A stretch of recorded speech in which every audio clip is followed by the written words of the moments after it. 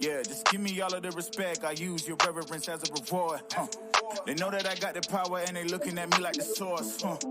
Take my throne, boy, stop that. I'm on my hill, can't top that. You take this L, yeah, rock that. You know, I never needed a cosign. Yeah, I'm gon' shine. I rock independent. Representing like I work for the Senate. You double LC, you ain't got no business.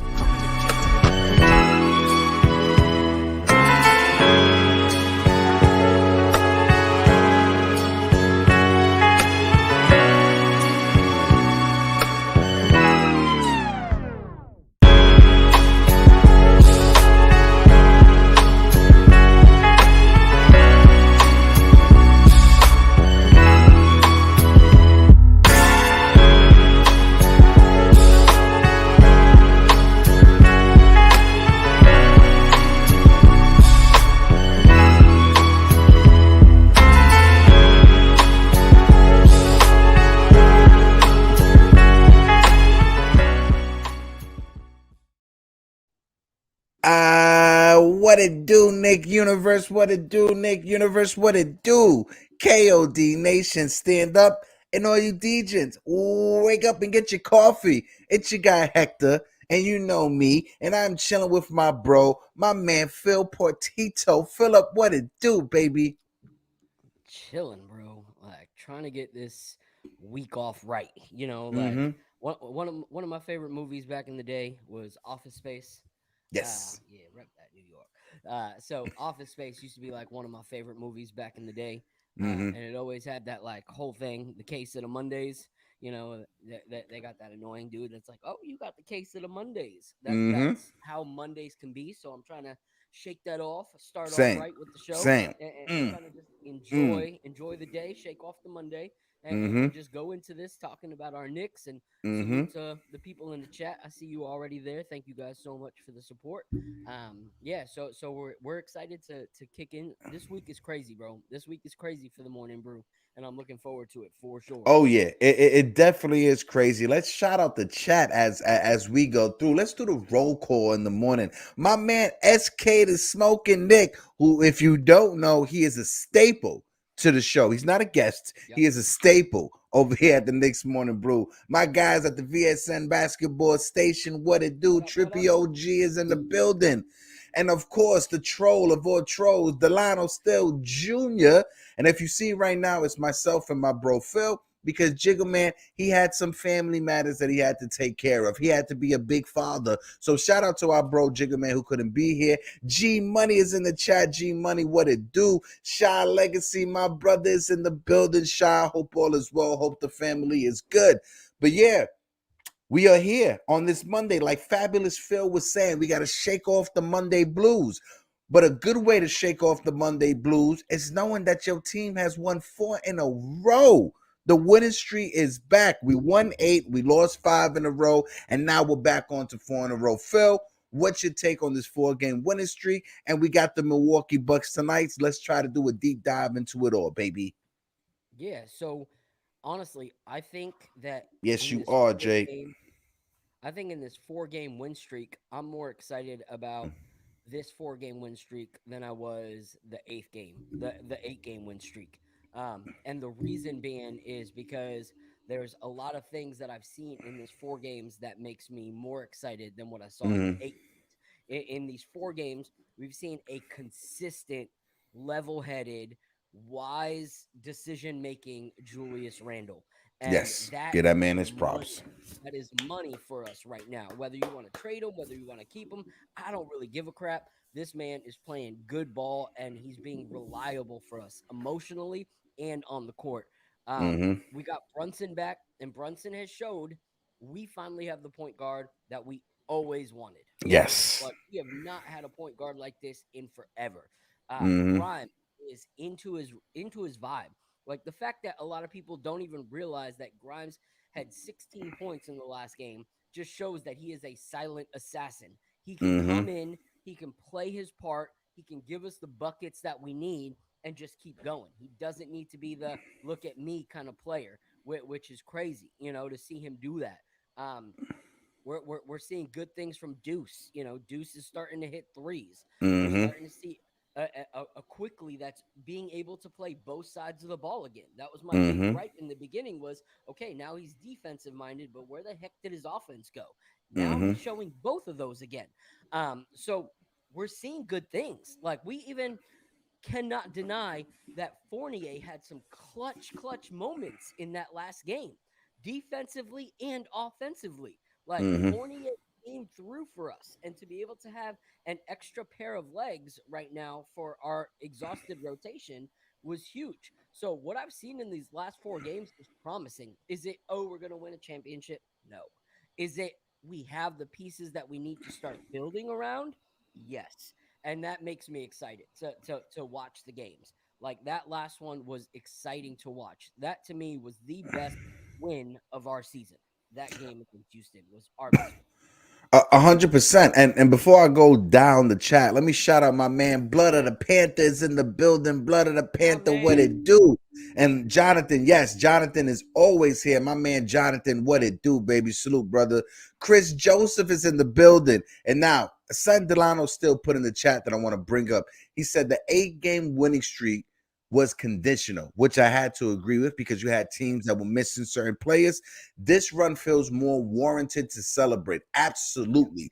Because some of those games we were missing Jalen, right? All of those games we've been missing RJ Barrett, right? Evan Fournier coming off of the bench and showing you that, hey, I can contribute even if it's a short spurt of 2 to 3 minutes or 5 minutes or so. I can still do something to bring to contribute to an NBA game or an NBA win, right? Deuce McBride, as you said, Quentin Grimes, Emmanuel Quickly. These young guys are starting to blossom into their own players, right? Into their own thing, into this league. And let's not forget, Obi Toppin has been missing also. Right, he's on the bench. They sent him down to G League for his rehab and everything. But we are doing this without RJ, we are doing this without Obi. And to start that winning streak, we did a couple of games without Jalen Brunson.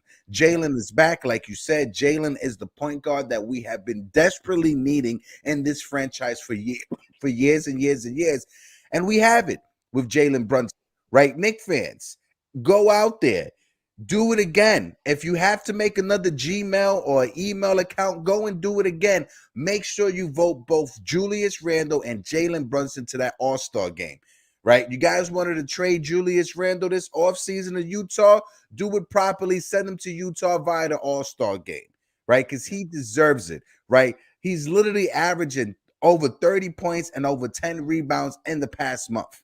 You cannot deny, especially in this winning streak, 32 and 15 is what he's been averaging in this winning streak. You cannot deny what Julius Randle has been doing, right? I said it at the beginning of the season. If this team was going to spiral and going to be a losing team, make sure we get Julius Randle to a situation where he could thrive and actually show what he could bring to an NBA court, right? We're seeing it right now here with the Knicks, and having Jalen Brunson to be that guy that's that buffer between Julius Randle and the referees is amazing. Yes, are there some moments that Julius Randle still gets upset? Yes, but he has every right to be with the non-foul calls that he's getting. Getting abused down there on the low block. You have every right to be upset, Julius. But having Jalen Brunson there, like I said a little while ago, to be that buffer between Julius and the referee, Jalen to be that guy that could pull Julius to the side, like, listen, catch your breath, breathe with me. Let's go about it this way. That right there, you can't put a price on that. Those are the type of things that don't show up in the box score. Those are the type of things that don't show up on the scouting report. When you're trying to look for a free agent to bring into your organization, those are the things that don't show up on those scouting reports. And we have it here with Jalen and Julius. Yeah. And like Delano's talking about, some people are not going to vote, and that's fine. Like, we're never going to tell people how to fan. We're never going to tell people, like, you're not a fan if this. I think that's the hugest, like, toxic thing that you see in Knicks fandom is, like, people are like, you don't see my take, then you're not a real fan. You don't see my take, you're not a real basketball player. Like, all this stupidity of pride. Me personally, I think Julius deserves it. Like, regardless of how you 100%. feel about him, like, I can in the same breath say, if the right piece for us in the future came, I'd be fine trading Julius. But also saying in that same sentence, I'm voting Julius in the All-Star game because I think he's earned it. I think he's deserving. I think he's playing hard. I think he deserves it. Mm-hmm. Same with Brunson. Do I think that we're going to see them get into the starting lineup based off of the popularity contest that the NBA is? No, I don't. But I'm not going to sit back and be like, oh, they didn't get into the All-Star game because I didn't want to contribute. Like, no, Mm-hmm. I personally want to see them both in there, so I'm going to vote. Whether you do or not, that's your thing. Some people might not think they deserve it, and that's fine. But me personally, I do think that they do, so I'm going to fan my way, and I'm going to vote them in. So you got to do what you got to do. Like Yeah. Smoking Nick is he is Mr. Julius Randle. So I know that man's voting. No, but So but but the thing about my guy SK is that going back to the All-Star year when Julius Randle made the All-Star team, yeah. SK has been on the same trajectory when it comes to Julius Randle, right? And you got to respect it, right? The president of the Julius Randle fan club, right? But everything that he's been preaching, look at this season, and it's true when it comes to what he's doing on the court. When you look at the other power forwards in the league, right? The Giannis, the Anthony Davis, the Pascal Siakam, right? Julius Randle is in that top 5 conversation when it comes to power forwards in this league. We can't argue against that, right? Shout out to my man Quiet Money in the chat. Quiet Money, what it do, baby? Listen, Quiet Money, Happy New Year's, bro. 2023, we are in the building. Also, too, before we continue, Phil, I want to let people know, right? We have that watch along going on tonight. We had one last week, which was awesome, which was phenomenal. But there's another watch along going on tonight. So if you guys want, the link is in the chat, right? Make sure you register with Playbook, and to jump upon and be a part of this watch along, all you need is just to put the information into Playbook that you use to watch your other whatever cable subscriber you have or however you watch the game. Just put your subscription into Playbook and you get to watch along with us, right? You get to jump on the panel, be in the chat. It's very, very awesome. It's a nice interaction between the fans and the content creators, right? And overall, it's a good party, right? Bring some drinks, bring whatever you're doing. But going back to the conversation that we was having before, right? Yeah.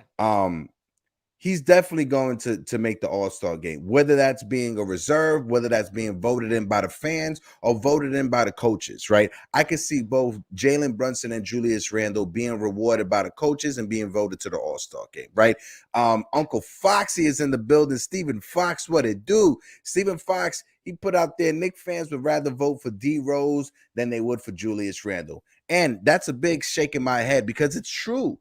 Right, and not just Knicks fans, but the Bulls fans and NBA fans in general are voting for D Rose. You saw the standing ovation he got in Chicago. Like, we can't just put it on Knicks fans. Like, yeah. Has a loyalty following, and that's because of the character of a player that he has shown to be from city to city.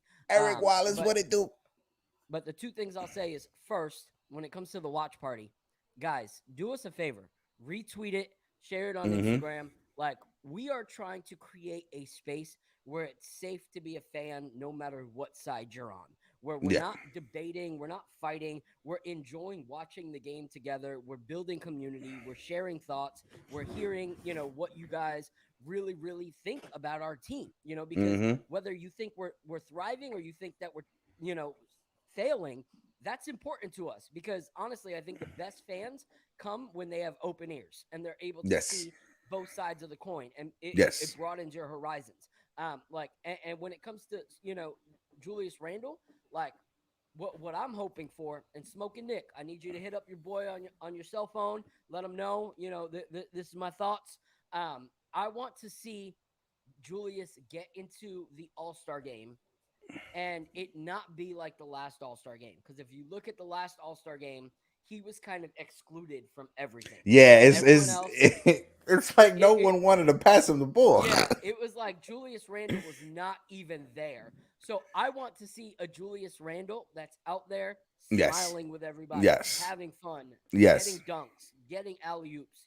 I want to see Julius Randle like portrayed well at the All-Star game. I want there to be a moment where we have both Jalen Brunson and Julius Randle on the floor together, and people are acknowledging that you have two Knicks All-Stars on the court together, right? That's all I want to see. when it comes to this All-Star game. And if you guys can, like my man SK said, hit those likes for your boys, right? Hit the likes for your boys. And to piggyback what my brother Phil was saying a little while ago, when it comes to the morning brew, whether it's the Knicks morning brew, whether it's the Yankees morning brew, one thing you got to know is that this platform or this channel or this show, whatever you want to call it, that we have built, it's supposed to be for us, for all of us fans, right? It's a show that's powered by the fans for the fans, right? That's one thing. Second thing, everybody's take is welcome. One thing about the morning brew is that we're not going to discourage any take.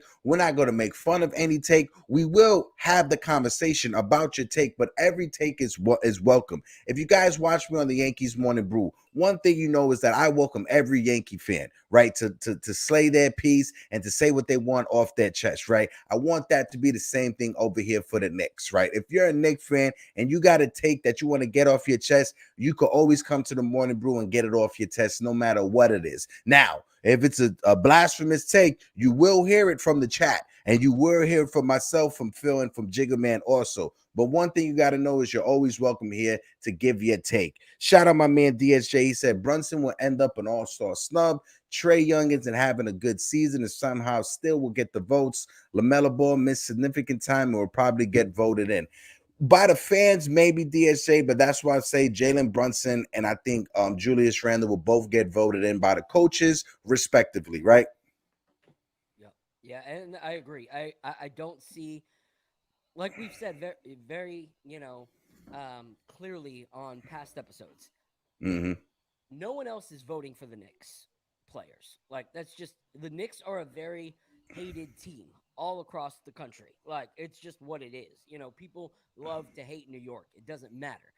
So Knicks fans are our only hope to get that. And not all Knicks fans see eye to eye on voting for Brunson and Randle, and that's fine. So, but that's going to be why our players don't make it in.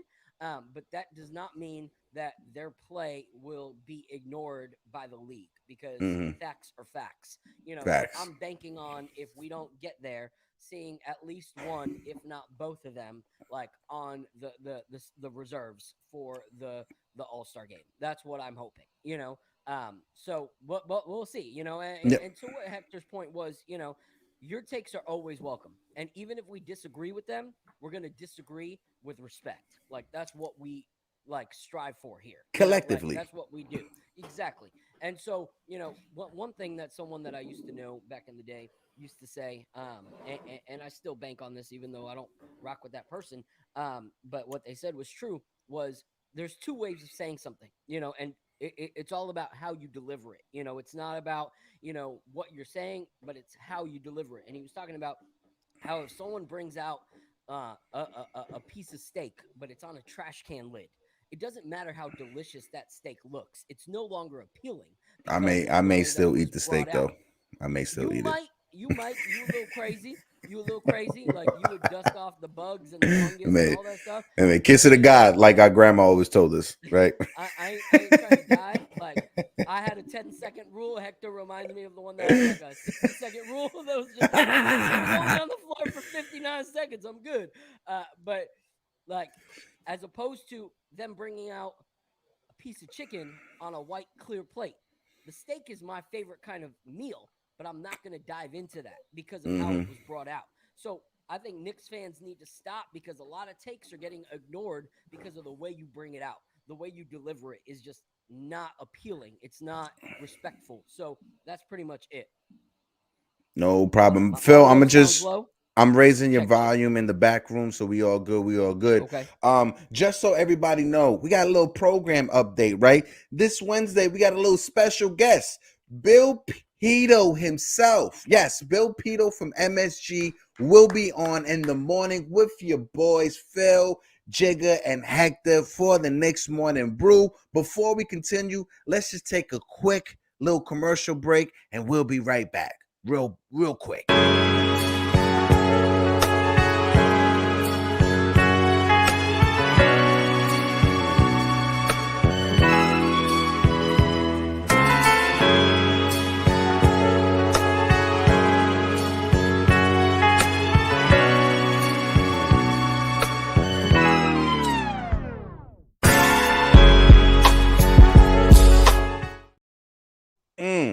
Can't wait for that. I'm Can't pumped for that, bro. I'm So super pumped for it, and especially since Bill literally called one of the last Knicks games that we watched. Yep. Right, being able to be not just an announcer, but also a guy that breaks down the game when it comes to the post game, the pre-game stuff. I'm super excited to have the conversation with Bill Pito. You know, we've been a Knicks fan for so many years, and Bill Pito has been a part of that for how many years also, right? Especially these past 10 years. Quiet Money said the visuals, yes. That goes shout out to our man Jiggaman that handles a lot of the promotion that we do backstage with a lot of these visuals.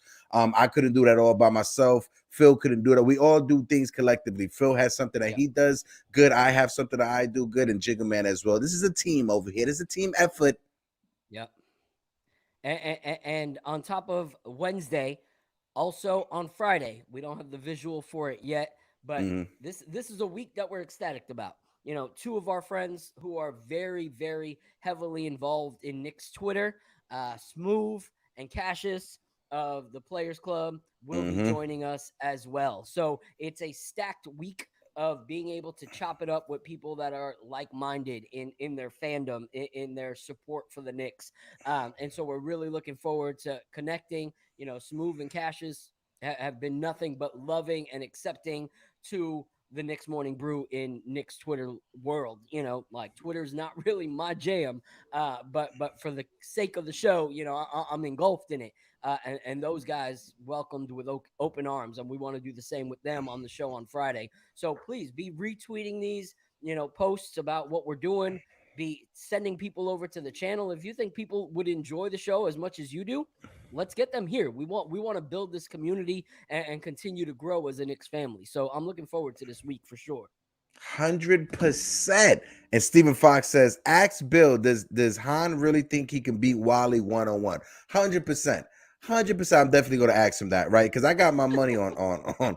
I don't got it on Wally. 100%. But yeah, teamwork makes the dream work, and that's why it's the perfect balance with myself, Phil, and Jigga, because it's not one person doing all the work. It's not one person carrying all the work. We all share it collectively, right? But let's go back to our Knicks, right? Let's talk about our Knicks for a second, right? 4-game winning streak, phenomenal, is awesome. But there's rumors, right? When it comes to trade rumors and stuff like that. So when it comes to trade rumors, right? Julius Randle, put that to the side. He ain't going to be traded this season, right? So everybody that's wanting that, keep on crying to the offseason, because that's not happening this season, right? So we can take Julius Randle to the side. He's safe, right? Jalen Brunson, I think we can all agree, is safe.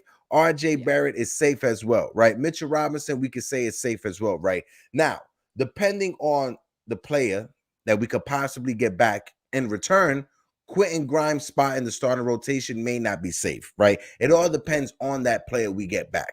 You hear rumors of OG Anunoby. You hear rumors of Zach LaVine. You hear rumors with the Indiana Pacers. I don't know what they can offer for some players, but you hear these rumors of trades. Possibly this person going there, this person going there. When it comes to all these rumors, Phil, how are you feeling? And which one of these rumors are you fully entertaining, bro? Man, it's crazy because you have every other team and they're like having to choose between two potential rumors, you know. But for us, it's every single player possible that's ever coughed and said that they didn't like coughing in that uniform, like all of a sudden is available. Like anyone who's ever had any glitch with a team, apparently the Knicks are going to go for. So out of all the rumors, I'll say one that I'm not ecstatic about. So the one I'm not ecstatic about, even though I like him as a player, just based off of his contract, makes me go slam on the brakes and stop, is the LaVine contract. I like LaVine as a player, but his contract is scary. Like, it's one of those things that if it didn't work out in the first year or two with him, we still have this massive contract for him for another 2 to 3 years after that. That is a lot of money, and not just like small increments getting bigger, but big increments. Like it's crazy. I think I saw it was like 37 mil, 40 million, 43 million, 46 million, and then goes up to 49 million. You know, like I like LaVine, but he's not playing at a $49 million caliber, you know, right now, For the next 5 season until the summer of 2027. Yeah, so you got to bank on that. So I'm not 100% stoked on that. Someone was like, well, what if you could get it if all you had to give up was like Fournier, Hartenstein, Cam, and like one or two picks? Maybe, like if it's going to get us a contender. And also, too, what people got to notice, too, if you guys go to sporttac.com and look up Zach LaVine's contract, it lets you know that Zach LaVine has a 15% trade bonus put into his contract. So if Zach LaVine is traded, his salary over those next 5 seasons is increased by 15%. So 37 million he's making this year. If he's traded, add 15% to that, that's what he'll make. Next year, add 15%, and so on and so on and so on until his contract is up. So as much as I love Zach LaVine also, because I'm a big Zach LaVine fan, bro, right? Just like Foxy said, his knees and his defense.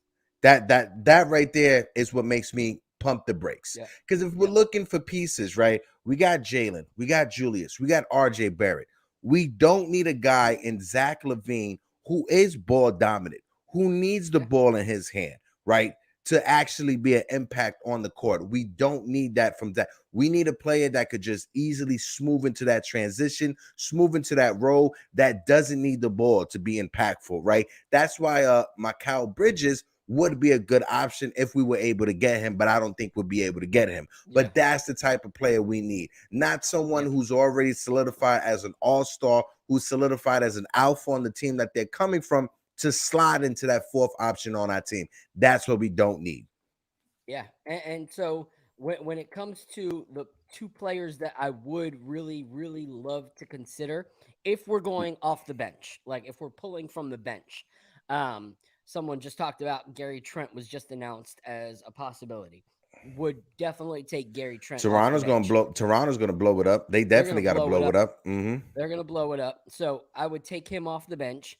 I would also take Clarkson off the bench because even though the Jazz are playing good, apparently there's a lot of unhappiness from the players there that he denied his, contract extension. So that's already showing that he's ready to go elsewhere.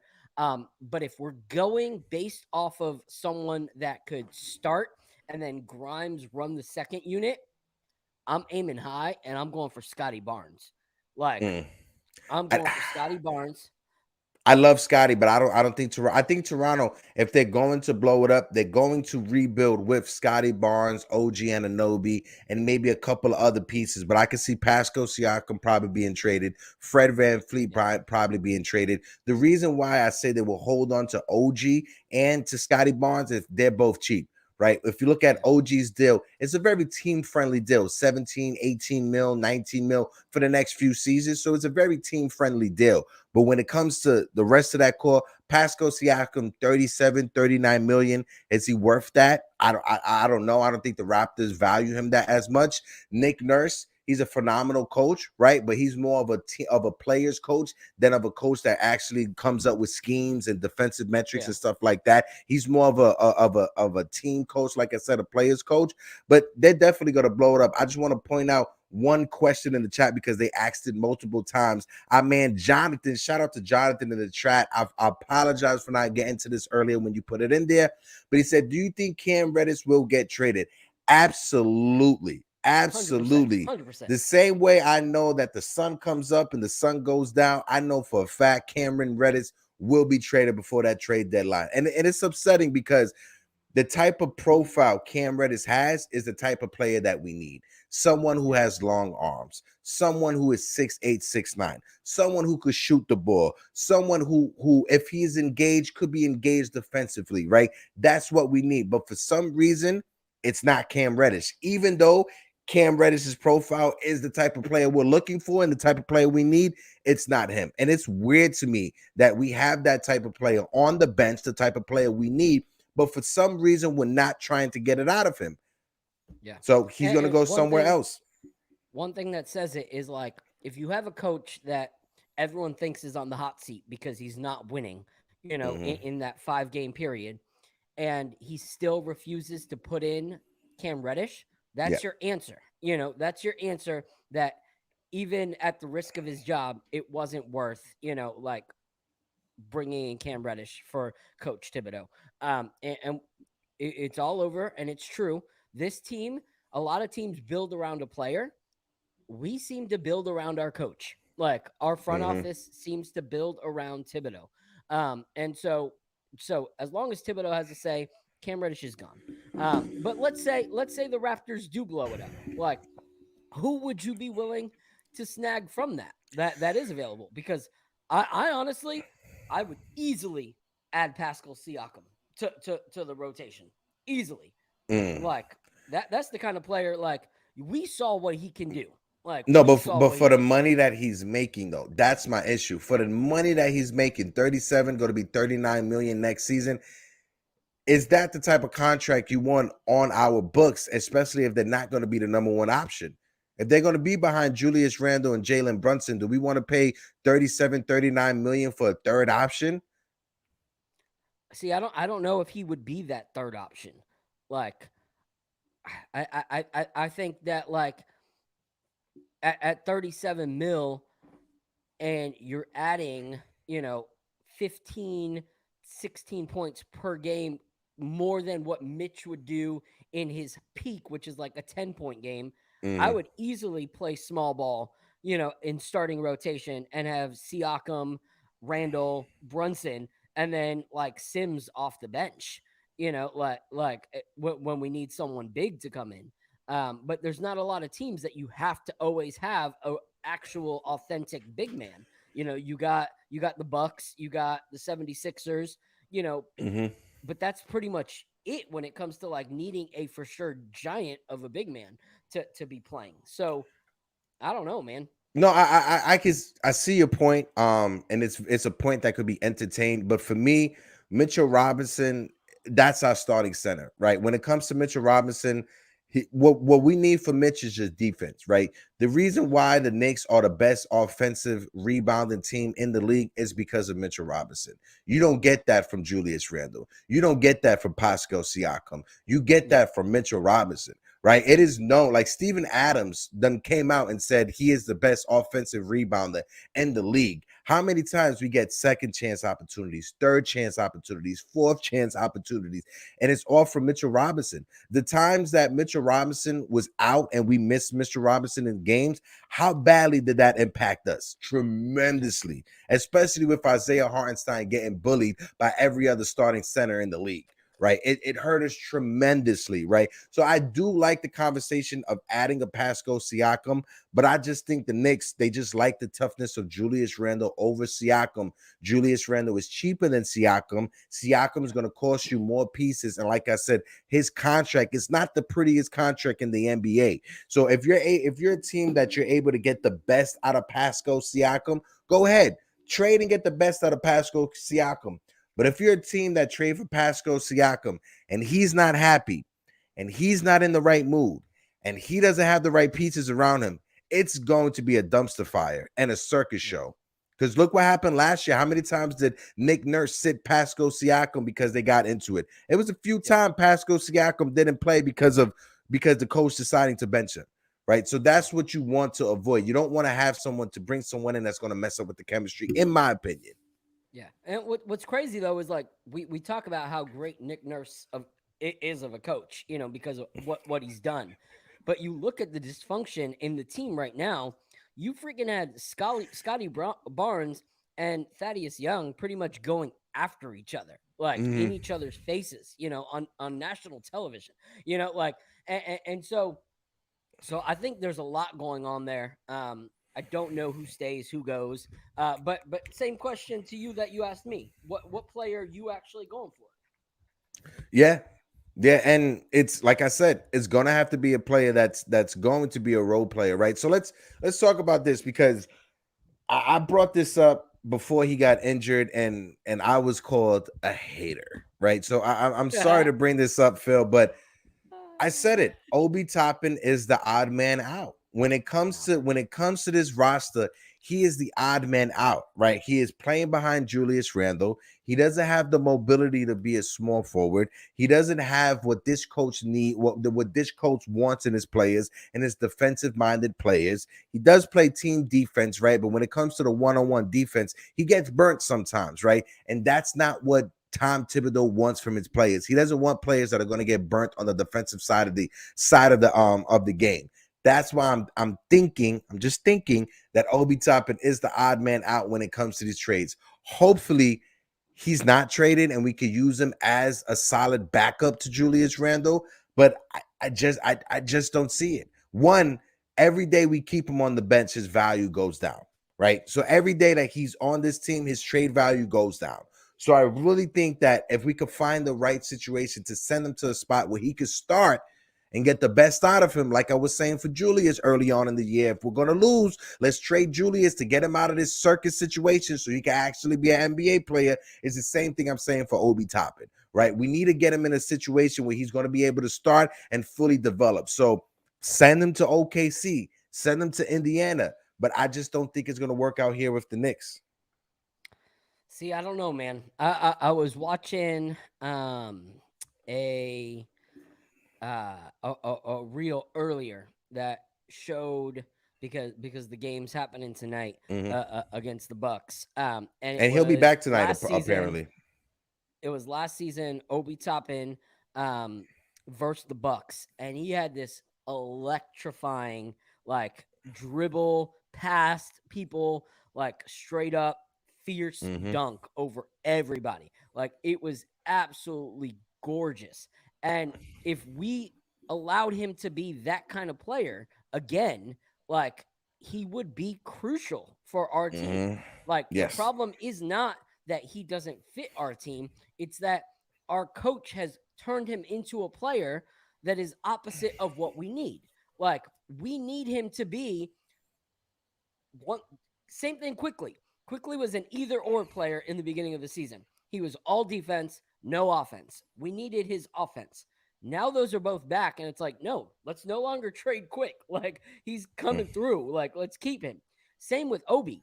We went from him being an electrifying, like, being able to drive past people, able to cut, able to catch an alley-oop, offensive kind of player, to now stand on the three-point line, and he does both of them well, but he could do both of them well at the same time. Like it doesn't have to be an either or, because that's what cripples him is they then start guarding him on the 3-point line because they know that he's going to shoot the 3-pointer. Like as opposed to allowing him to do both and keep the defense guessing on what Obi Toppin is going to be playing in that possession. And that's what we need. The Obi Toppin that can hit the three, or the Obi Toppin that they can fake the pass to and then he can cut, you know, and cause damage in the paint. So I'm hoping he comes back that kind of player, like feeling empowered. And I hope he feels that pressure. I hope he sees what happened to Cam Reddish and goes, hell no, that's not happening to me. Like, I'm going to show that I belong here, because he wants to be in New York. I haven't seen many players want to be in New York the way Obi Toppin wants to be in New York. So I'm hoping he comes with that kind of fire and that urgency and is able to be like, nope, this is my spot and I belong here. Well, I love everything that you just said, right? The only thing that I'm going to say is shout out to my man EY. Eric Wallace is in the building. EY, what it do, baby? The one thing I'm going to say is that when it comes to Obi Toppin and his positioning on the court, it's not Obi Toppin's fault. That's more of a personnel, right? When it comes to the team's personnel, if you don't have anybody, it's not Obi Toppin's fault that we didn't have sharpshooters on this team, that for the first 2 months of the season, Obi Toppin was shooting 40% from three, and we needed that sniper out there, and Obi Toppin was our sniper for the first 2 months before, you know, the injury and before his three-pointer started to come back down to reality. That's not Obi Toppin's fault. That's the front office not getting the right personnel for this team, right? But if you're the coach and if you have a guy that is shooting 40% from three and you need someone to stretch the court, especially with your second unit, you're going to have Obi stay at the 3-point line because no one else can do it. No one else showed you that they can do it. So in order to space the floor, it sucks that it had to be Obi being sacrificed to the Lambs, but Obi's the only player that could do it. especially with our second unit. He was the only player that could do it because, like your point, IQ wasn't knocking down his shots, right? D Rose was relegated to the bench. He was the only other bench player that was able to shoot the three. Evan Fournier, he lost his talent to the Monstars from Space Jam, right? So Obi Toppin was the only person that was reliable from beyond the arc, and it sucks that Obi game had to take a down step or had to be sacrificed for the team. But right there goes to show me that Obi is a team player, knowing that his team needs him to be ready to shoot the three, knowing that no one else can do it, knowing that this is the spot where my coach wants me to. That goes to show me that Obi Toppin is a team player. I don't want them to trade Obi Toppin. I want them to keep Obi Toppin because that second unit that we talked about was disgusting with IQ, McBride, Evan Fournier, Hartenstein, and Sims. Take Hartenstein out of there and put Obi Toppin in there. Obi Toppin will be able to do his thing. Why? Because you got a guy in Evan Fournier who could spread the court, right? You got a guy in McBride who's starting to shoot his threes, right? You got a guy in IQ who finally found his stroke. So now if Obi Toppin is inserted with that second unit, he could be that player that you just said you wanted him to be, Phil. Yeah. But here's the thing. I see all these people talking about the Pacers. I don't know a single person that they have that makes that trade worth it. Like, unless we're doing something like, I don't even know. Like, maybe we don't need Jalen Smith. We have a power forward. Like, Jalen Smith's not going to come and be, off the bench. We don't need Miles Turner now that we have Mitchell Robinson playing well. Like, I don't know who we actually get that makes our team any better, unless they're Bennett. trying to get like a who? No, I was gonna say I don't see them trading him, but this is a guy that Knicks fans wanted in the draft. When it comes to Benedict Mathurin, I don't know if they'll be willing to trade him. But besides that, if you look at this roster, Benedict Mathurin is somebody I would like. I don't want Buddy Hield. I'm staying far away from Buddy Hield because he is a liability defensively. He can shoot the ball, but he sucks defensively.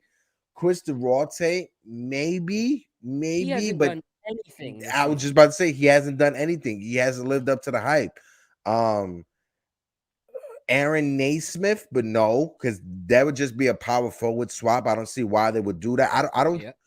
The only other person that I can see them trading for is James Johnson because he's a 3-and-D type of player defensively and can knock down the three. But that's another guy that would be just a backup power forward. So it would be have to be a James Johnson and a Benedict Mathurin for Obi Toppin. Maybe. But James's stats are absolute trash this year.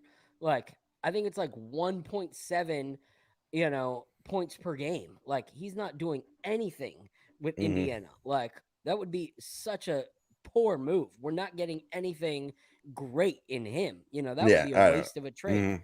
If we're gonna trade Obi, it needs to be something that makes it actually worth making our team better. That doesn't make our team better at all. I think it makes our team worse. I would say Gary Trent. If we were able to pull a trade for Obi Toppin for Gary Trent, move some other pieces, probably take a power forward from them, send them back Evan Fournier, however we figure it out. Yeah. But a Gary Trent, because we need that sniper, especially with the second unit. So maybe a Gary Trent Jr. that won't cost you that much, maybe. Yeah. But I'm not trading for Zach LaVine. We don't need a Zach LaVine. Now, would this team benefit for having Zach LaVine? Yes. Yes, it would. It definitely would. A lot of things will happen when it comes to who's going to be in the pecking order of who's going to score and who's not going to score. Yes, this team would be a better team on paper with Zach LaVine on this team. But chemistry-wise, I don't think there would be a good move to add Zach LaVine. Like I said, we don't need a guy to come in that's a number one option on his team. We need a role player to come in that knows how to play his role and isn't scared to play his role and actually embraces it. Yeah, and I agree. I think we're, and like Pudge said, shout out to my man Pudge. Nice Pudge. I don't think I saluted you today. Salute, 3 capital S's. But he said Pacers aren't giving up a first rounder for Obi. I agree with that 100%. Especially if you look at the standings right now, the Pacers are 6th in the standing, looking to blow it up. So Miles Turner may get traded. Buddy Hield may get traded. So they may blow it up. Yeah, they're not playing well. Like, at least what they thought they would, but they're still ahead of us. So, like, at the end of the day, is like, do they even, if they're not going to see the value in Obi, why would we take from them if they're not even doing that much greater than we are? Like, no one there is showing a great future or great promise besides Halliburton, and they're definitely not getting rid of Halliburton. So I don't want anything to do with the Pacer trade at all. Yeah. If you look at the East, the teams that are on the outside of the play-in tournament are Washington, Toronto, Orlando, Charlotte, and Detroit. So let's look at those 5 teams right there. Detroit, yep. Saddiq Bey. I would love to get Saddiq Bey from Detroit. Yep. How about you, Phil? Yeah, Saddiq Bey is, the one player that I think is possible, but I don't know, even though they're not doing good, I don't know what they would really realistically do, like, to move him. Like, I think they would want a lot more than most teams are willing to give, even though he's not the future of their team. Like, you look at the future of their team, it's young. It's very young. Jaden Ivey, Cade Cunningham, and Duren, and now Killian. They're a young team.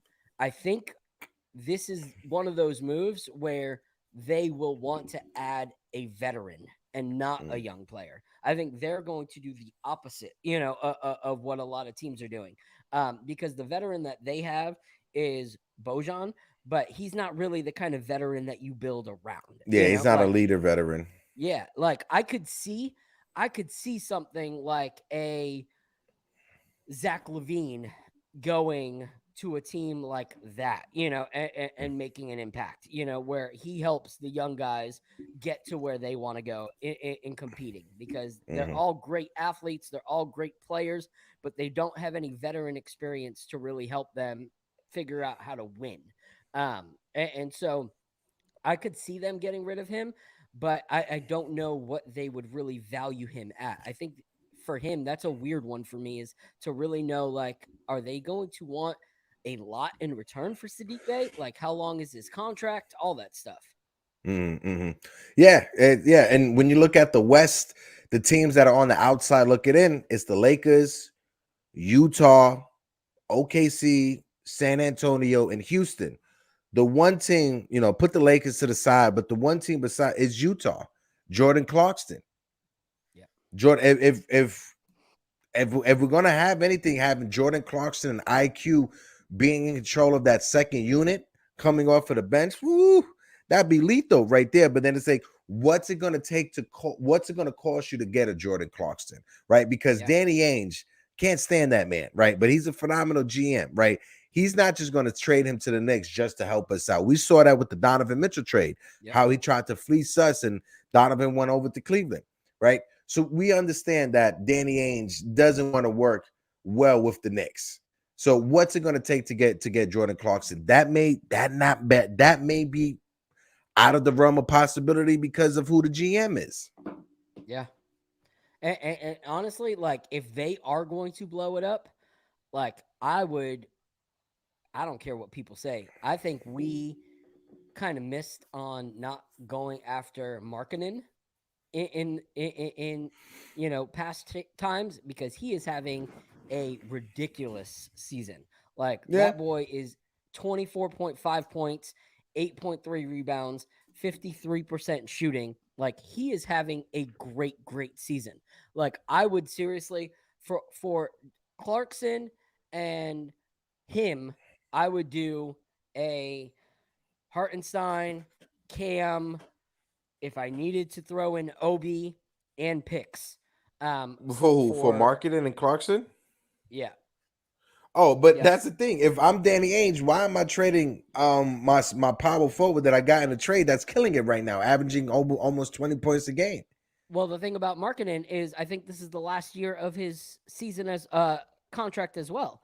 And but they have his bird rights. So whatever team tries to sign him this offseason, they can match it the same way how how what's his team? DeAndre Ayton. The Suns matched his deal going to the Pacers because he's restricted, right? So Lauri Markkanen will be a restricted free agent after this year. Now it will be up to Lauri Markkanen to take the 1-year deal, play next year, have the same breakout season, and then hit free agency, right? Yeah. But when it comes to Lauri Markkanen, he's probably going to cash in this offseason. Yeah. When it comes to him, Lauri's definitely staying in Utah. But I like the proposal, But when it comes to our team, I think it will be minor moves that would happen, right? And when I mean minor moves, I think most likely Evan Fournier would be gone, right? Most likely Cam Reddish will be gone, right? If we do get anyone back, it's going to be a role player, maybe a prospect, or maybe some draft picks, maybe some draft capital. I don't know, and start the process all over again, right? Because when it comes to Cam Reddish, right, he's going to be a restricted free agent this offseason, right? Trade him for a draft pick. Possibly if you get someone in the draft, you got a young kid for the next 4 years, right? It's all about getting these assets and draft picks. It is capital in the NBA. Shout out to Julian Blum in the building. Julian, what it do, my guy? Salute. Happy New Year's. And my man Kenny Payne is in the building. He says, hi, fellow Knickerbockers. Kenny Payne, what it do? Kenny Payne says, Kenny sees a big winning streak coming. Absolutely, Kenny. Talking about yourself in the third person. I see you. And like Foxy said, Lauri better cash in while healthy. Absolutely. This is one of the first seasons, if not the only season, he's been fully healthy in the NBA. So you need to cash in, my man, when you're able to cash in, bro. But Phil, we got like 9 minutes before we reach that 12 o'clock mark. Let's do some predictions for tonight, baby. When it comes to these Bucks, what are you thinking when it comes to Milwaukee? Man, Milwaukee's a hard team, man. They are a very, very hard team. Third in the East. Third in the East, and only 2.5 games back, from the first position. They're still a team that can compete for that first spot. I honestly do not see us coming away with the W on this, and that's not being, hater or anything like that. I just do think that we would need RJ, in my opinion, for this. I think we do need the extra, 20, 25 points that RJ would bring us. I think it would definitely take a game where, Deuce McBride is hitting nonstop shots, and I don't think he's there that I can fully rely on it, that I would put money down to say, oh, yeah, we're going to get those points from Deuce. Is Obi still questionable, or is he? I think from what I saw from Ian Begley, he'll be in tonight. Right now, hopefully nothing changed before the game, but from what I saw from Ian Begley, he'll be in tonight. Like Stephen Fox just pointed out, no Chris Middleton for the Bucks, so that's a good that's something in our favor. So you never know. Yeah, but that's the thing, is like the Bucks are one of those teams where it's like Kenny said, I understand there's no Chris Middleton, but you still have Giannis, Drew Holiday, Dirty Grayson Allen, Brooke Lopez, like Joe Ingles, like he's the one that lit us up last time, So I think we, my thing here is, whether we get the W or not, I want us to walk away saying Jalen played his heart out. Randle played his heart out. Mitch played his heart out. Like what's going to be a huge thing is Mitch and his defense. If Mitch does not just go straight up and he does his nonstop hand movements where he's got 3 fouls because it looks like he's at a hip hop show instead of like guarding the paint, like we're gonna have a problem, if he gets 3 fouls in the first half, so I'm hoping that doesn't happen. I want to see Obi come with heart. Like, I know he's not going to get a ton of minutes coming back from the injury, but I want to see heart. I want to see some of those points that we're missing from RJ come from Obi. So if we don't take a W, which I don't think we will, I don't want to lose by more than 8. Like, I want to stay with under 10. I want it to be a game that we could have won, that people say, hey, they didn't have RJ, like that kind of thing. Same. I want this game to be a competitive game. When it comes to like Kenny Payne said, nothing easy in the NBA.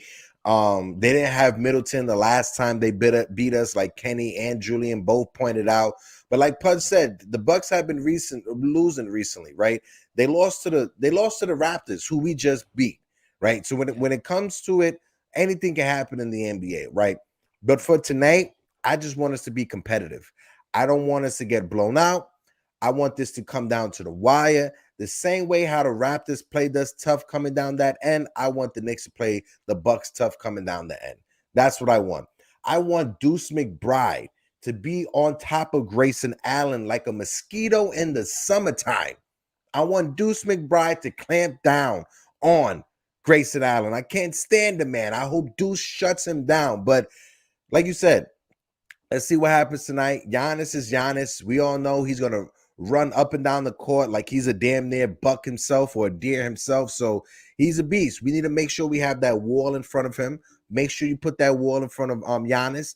And when he dishes it out, make sure you're able to rotate at a timely manner to the person that he dishes it out to. That's the best thing that we could hope for, Julian. I hate mosquitoes. Yeah. And like Pud said, I want to see Obi play tonight. Let's see Obi play tonight. Let's go with that small ball lineup that Phil has been preaching for. Let's see it. Randle at the 5, Obi at the 4. Why not? Let's do it, baby. Sign me up. Yeah. I agree. The DSJ said we already know Giannis.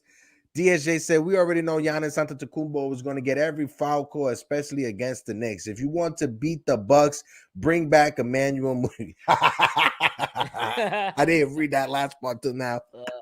Gosh. But anyway, join us if you're watching the game tonight. Join us. I just posted the link again. Post it all over your Twitters. I think we can have up to 400 people in a room. So let's get 400 Knicks fans talking about the game and just enjoying ourselves. So join us, repost that link. And if you have any, problems getting in, shoot us a message on Twitter or on Instagram. We'll make sure that everything works out. But I'm looking forward to hanging out. The last one was hilarious. We had so much fun. So much fun. So much. We had Charlotte in there. We had Let's Talk Knicks. We had the Knicks recap. We had so many people in there. It was like 20 people at one time. It was awesome.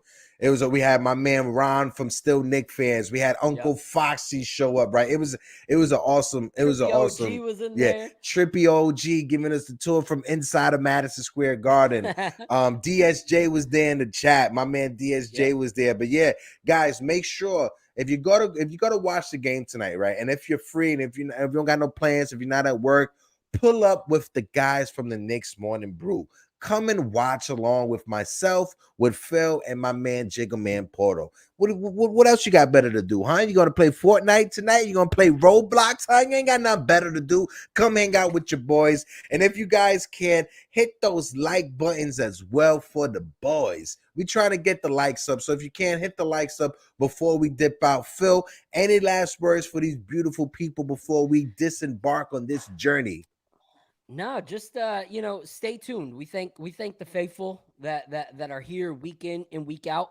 We're working on big things. This is going to be a big year for Knicks Morning Brew, for Yankees Morning Brew, and we're stirring the pot. We constantly want to give you guys more and better. So if you can keep rocking with us, show your love, show your support, send out a tweet, send out an Instagram post, let people know where they can follow us. But we thank you guys for the support, and we look forward to everything. Phil hit the graphic. He said, hit the Phil graphic. I don't know what you talk. The trash can? What Phil graphic are you talking? The count? Because it's number 4. Yo, you're all fired. You're all fired. Phil, love you, Phil. Love the people in the chat. Make sure you tune in tonight for playback, but this has been another beautiful episode of the Knicks Morning Brew. I am your guy, Hector, and this beautiful gentleman to the right to me is my man, Phil. And like always, we are out. Deuces. Oh, trying to find this video. There we go. Out.